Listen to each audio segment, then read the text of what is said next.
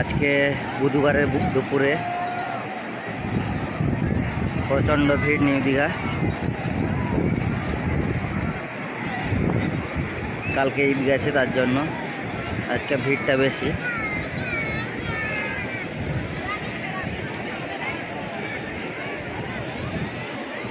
কত সুন্দর পরিবেশ।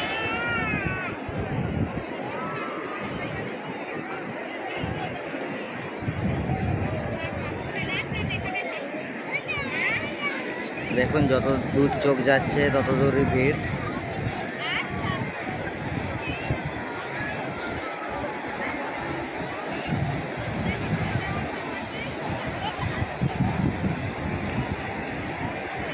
বোটিং করছে অনেকে।